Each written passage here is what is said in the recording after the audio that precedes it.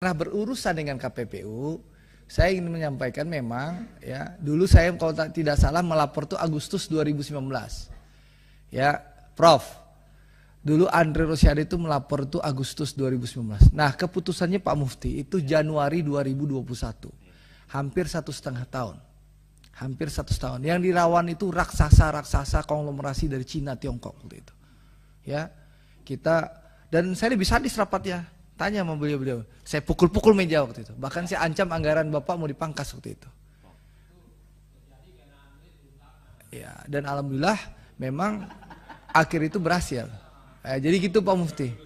Gebrak dulu Pak Mufti. Tuh. Jadi gitu Pak Mufti. Jadi supaya saya kasih tahu Pak Mufti, dulu saya ancam KPPU, akhirnya berhasil. Tapi tentu kita apresiasi dan itu keputusan KPPU itu juga terkonfirmasi di Mahkamah Agung. Jadi memang saya apresiasi soal itu Pak. Terus, dan saya harapkan selanjutnya Bapak kemarin saya lupa, Bapak sudah janji waktu itu masuk ke nikel setelah itu. Nah nanti tolong sampaikan secara tertulis saja perkembangan soal kasus nikel bagaimana. Ya, ya. Yang ketiga soal minyak goreng. Minyak goreng ini Pak, KPPU memang kita harus akui. KPPU itu baru bunyi itu ya Januari Februari ini. Itu terlambat Bapak. Seharusnya Bapak itu sudah bunyi di Desember paling lama. Memang faktanya Bapak harus akui bahwa KPPU itu lebih lambat dari yang lain. Tapi di luar kelambatan Bapak, saya lebih mengapresiasi Bapak daripada Kemendak. Kemendak katanya Senin akan diumumkan. Senin akan diumumkan. Tunggu 1-2 hari lagi. Nah, Bapak lebih berani mengumumkan bahwa prosesnya sudah dari pengumpulan data masuk ke investigasi dan mulai penyelidikan ya Pak. Ya jadi sudah masuk ke deputi penyelidikan ya berarti ya. Udah penegakan hukum. Jadi sudah dipanggil-panggil, diperiksa saksi-saksi. Nah memang ini pimpinan KPPU ini mandulnya nggak bisa panggilan paksa.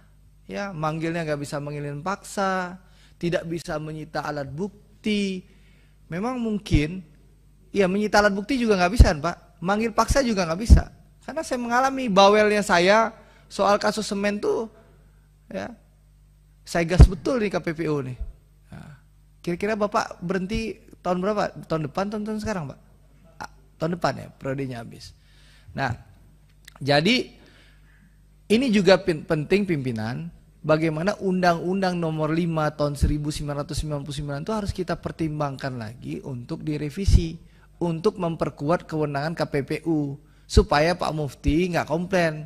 Karena memang nggak bisa panggil paksa Pak Mufti, nggak bisa menyita alat bukti Pak Mufti.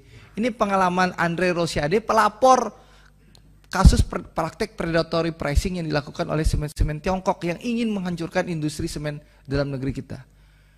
Dan itu butuh 1,5 tahun.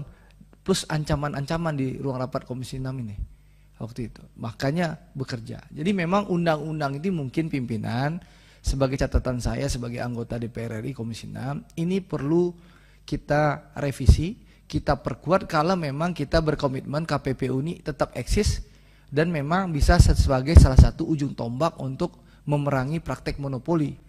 Ya, undang-undang itu tidak relevan lagi. Sudah dari tahun 99 sekarang tahun 2022. Jadi udah berapa tahun tuh Pak? 23 tahun Pak Mufti. Jadi sudah saatnya juga mungkin Pak Mufti istrinya 23 tahun sekarang. Gitu.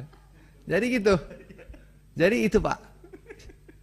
Jadi sekali lagi saya mau rekomendasikan itu kita pertimbangkan untuk direvisi. Sudah memperkuat kewenangan KPPU ini. Kalau enggak ya macan ompong gitu loh, sehingga lama ya. Jadi tolong Pak, saya minta kira-kira kapan Pak bisa proses KPPU memprediksi memutuskan kartel ini kapan Pak prediksinya? Nggak, ini kan udah masuk, boleh informatif pimpinan supaya juga rakyat juga pengen tahu. Kalau terkait pencarian alat bukti yang kedua ini tentunya kan 60 hari ke depan. Untuk mendapatkan alat bukti kedua. Bukti. Berikutnya kan ke persidangan. Persidangan. Oke. Sampai nanti keputusan KPPU prediksi Bapak berapa lama? Nah kalau ini tidak bisa Enggak, kira-kira aja. Berapa? Saya tahu lama, tapi kira-kira aja. Saya penasaran juga Pak. Oke, jadi kalau gitu anggap 9 bulan ya akhir tahun lah. Jadi akhir 2022 baru akan ada keputusan dari KPPU. Tapi bisa kalah juga di Mahkamah Agung nantinya.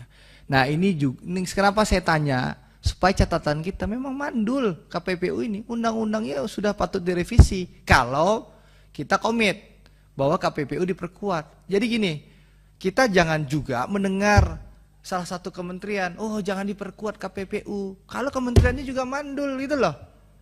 Ya, apalagi kementerian itu punya namanya penyidik PPNS gitu loh. Ya, PPNS kan ada kan, kementerian itu kan. Bapak kan perdagangan, Pak. Yang biasa Pak Haikal pimpin kalau sidang menterinya datang. Itu ada PPNS nggak Pak Haikal? Kenapa PPNS-nya nggak bisa menemukan mafia minyak goreng itu? Kan aneh. Ada PPNS, ada Undang-Undang Nomor 7 tahun 2014, ada pasalnya jelas, gitu loh. Hukumannya jelas, nggak bisa, gitu loh. Kemarin sudah pas rapat sama Dirjen Perdagangan Dalam Negeri, Dirjen Perdagangan Dalam Negeri dan Luar Negeri dan Mendak sudah saya pukul-pukul meja Pak Demar 5 kali. Mungkin waktu itu Pak Demar nggak masuk sidang sih, nggak masuk sidang, nggak ikut sidang, gitu loh. Jadi gitu. Jadi intinya pimpinan, saya catatan itu. BPKN ini antara ada dan tiada.